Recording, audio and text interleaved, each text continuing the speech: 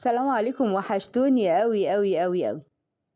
موضوعنا النهاردة مختلف تماما، يعني ما هواش مثل شعبي من تراث أجدادنا هنقول قصته، ولا هو قصة قصيرة. موضوعنا النهاردة مختلف تماما.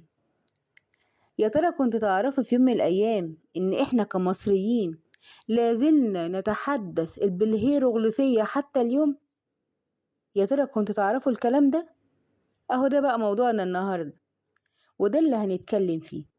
نبدأ بقى ونقول: هل تعلم أن المصريين يتحدثون الهيروغليفية حتى اليوم؟ على فكرة دي مش إشاعة ولا نكتة، دي حقيقة. فما زال المصريين يتحدثون باللغة المصرية القديمة والمعروفة مجازا بالهيروغليفية إلى الآن.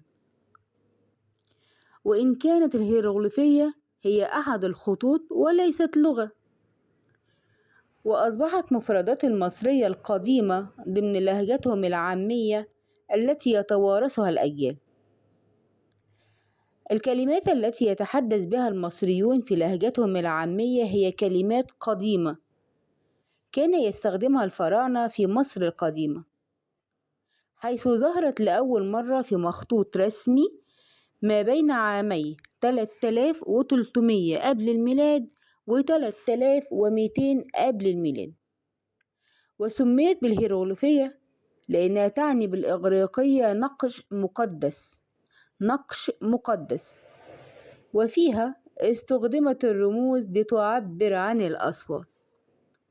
وفي عصر الفراعنة استخدمت الهيروغليفية لنقش وزخرفة النصوص الدينية، وظلت لغة كتابة متداولة حتى القرن الرابع الميلادي، حين تم فك رموزها بمساعدة الكشف الأثري لحجر رشيد على يد الفرنسي شامبليون.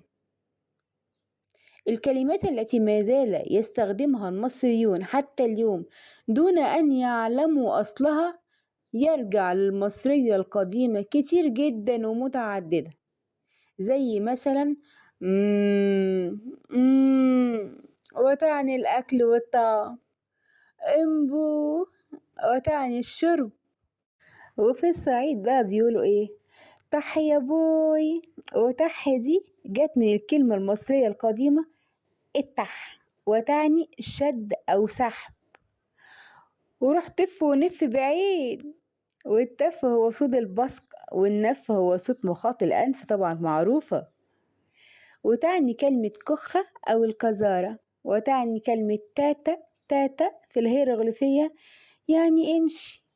وكلمة البعبع المأخوذة من كلمة بوبو، وهي اسم لعفريت مصري مستخدم في تخويف الأطفال. كمان في مصطلحات شعبية كتير قوي، زي مثلا كلمة شبشب، وأصلها سويب، ومعناها مقياس القدم. وتعني كلمة متدمس اللي هو الفول المستوي في الفرن، ويعود أصلها لكلمة متمس بالته مش بالدال، ودي هيروغليفية ومعناها انضاج الفول بواسطة دفنه في التراب. وفي موسم الشتاء المصريين بيقولوا يا مطرة رخي رخي، وكلمة رخي هنا هي هيروغليفية ومعناها انزل. وهناك كلمات أخرى يتداولونها وهي في الأصل هيروغليفية، زي كلمة نونو وتعني الوليد الصغير، ومكحكح يعني العجوز المشيب، وبطح يعني ضربه في الرأس وسال دمه. ومن الكلمات اللي بيستخدمها المصريون حتى الآن هي كلمة طنش، والتي تعني إنه لم يستجب.